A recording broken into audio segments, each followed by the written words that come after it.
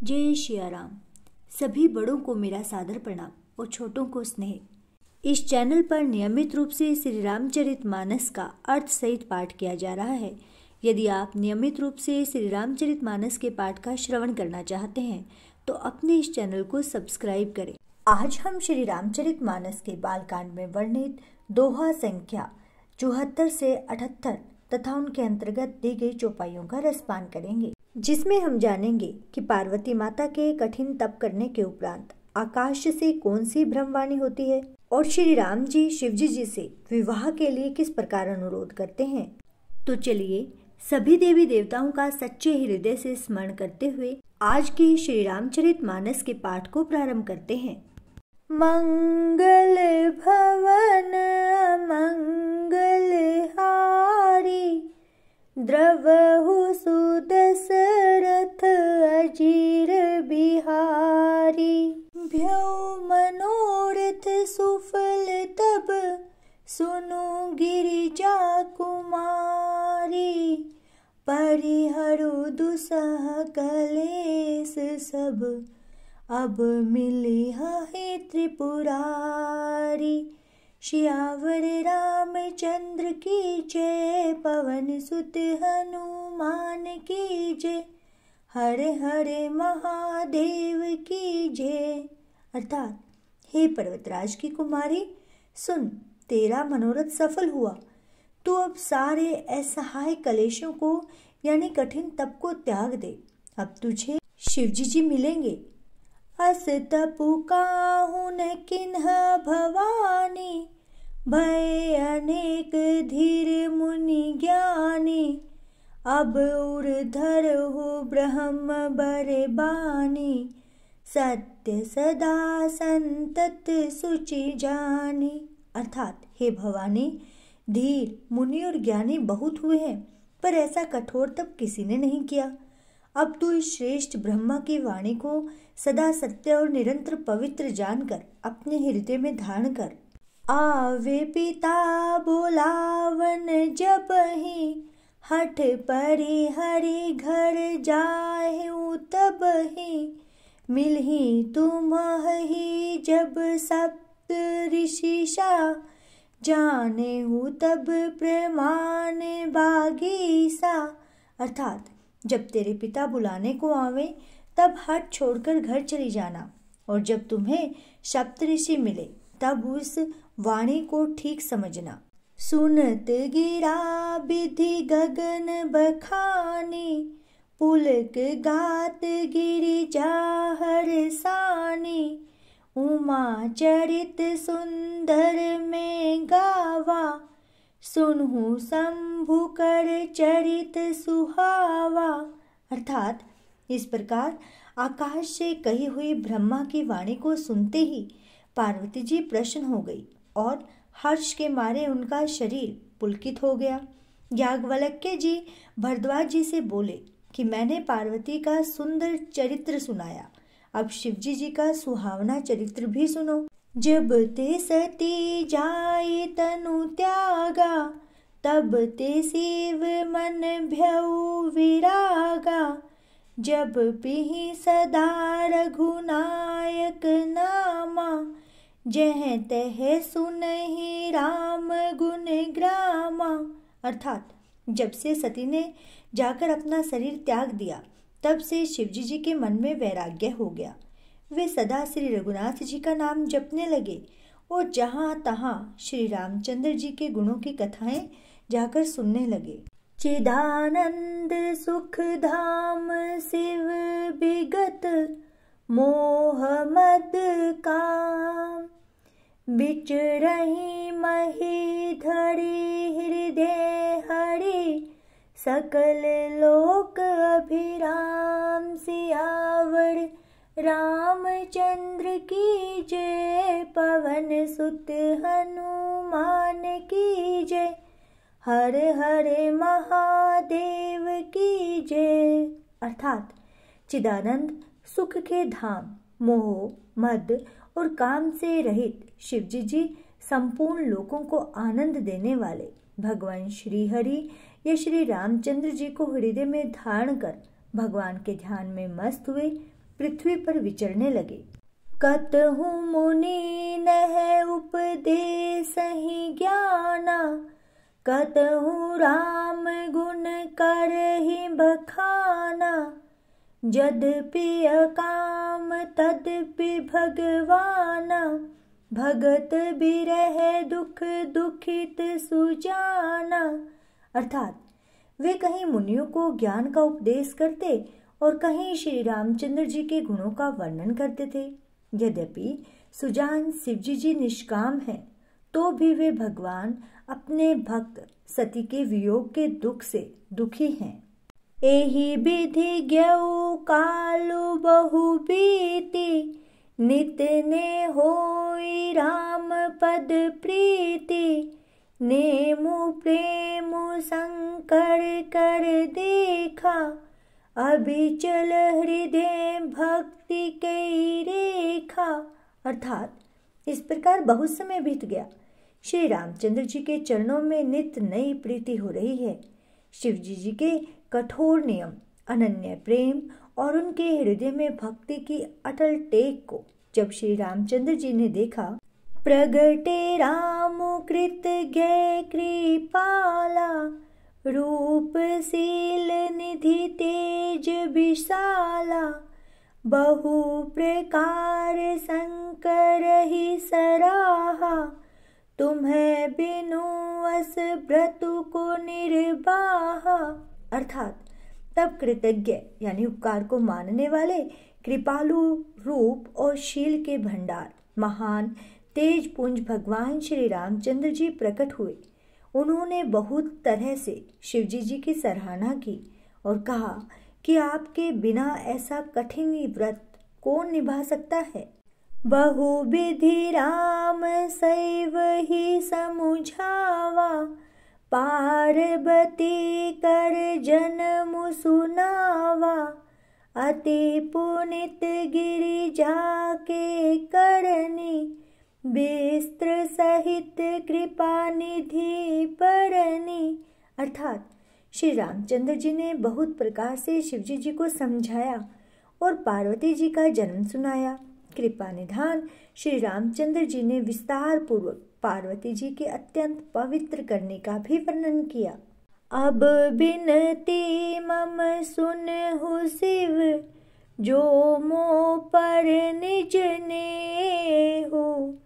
जाई बिबाहु शैल जही, ये मोहि मांगे देहु। श्यावर रामचंद्र की जय, पवन सुत हनुमान की जय, हर हर महादेव की जय। अर्थात फिर उन्होंने शिवजी जी से कहा, हे शिवजी, यदि मुझ पर आपका स्नेह है तो अब आप मेरी विनती सुनिए। मुझे यह मांगे दीजिए कि आप जाकर पार्वती जी के साथ विवाह कर लें। कह शिव यद्यपि उचित अस नाही, नाथ बचन पुनि मेटि न जाहि।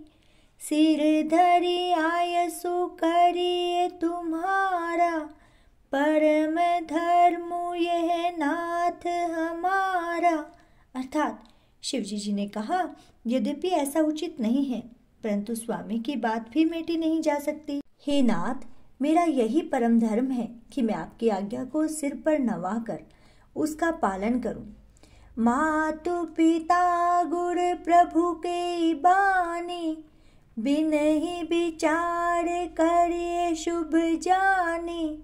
तुम्हें सब भांति परम हितकारी, अगया सिर पर नाथ तुम्हारी। अर्थात माता पिता गुरु और स्वामी की बात को बिना ही विचारे शुभ समझकर करना या मानना चाहिए। फिर आप तो सब प्रकार से मेरे हितकारी हैं। हे नाथ, आपकी आज्ञा मेरे सिर पर है। प्रभु तोषेउ सुनि शंकर बचना, भक्ति विवेक धर्म जुत रचना। कह प्रभु हरे तुम्हारे पन रहेउ, अब उर राखेउ जो हम कहेउ। अर्थात शिवजी जी की भक्ति, ज्ञान और धर्म से युक्त वचन सुनकर प्रभु श्री रामचंद्र जी संतुष्ट हो गए। प्रभु ने कहा, हे हर, आपकी प्रतिज्ञा पूरी हो गई। अब हमने जो कहा है उसे हृदय में रखना। अंतर्धान भय अस भाषी, शंकर सोई मूर्ति उर राखी। तब ही सप्त ऋषि शिव पही आए, बोले प्रभु अति बचन सुहाए। अर्थात इस प्रकार कहकर श्री रामचंद्र जी अंतर्ध्यान हो गए। शिवजी जी ने उनकी वह मूर्ति अपने हृदय में रख ली। उसी समय सप्तऋषि शिवजी जी के पास आए। प्रभु महादेव जी ने उनसे अत्यंत सुहावने वचन कहे। पार्वती पही जाई तुम्हा, प्रेम परीक्षा लेहु। गिरहि प्रेरि पठेहु भवन, दूरी करेहु संदेहु। सियावर रामचंद्र की जय, पवन सुत हनुमान की जय। हर हर महादेव की जय। अर्थात आप लोग पार्वती के पास जाकर उनके प्रेम की परीक्षा लीजिए और हिमाचल को कहकर उन्हें पार्वती को लिवा लाने के लिए भेजिए तथा पार्वती को घर भिजवाइए और उनके संदेह को दूर कीजिए।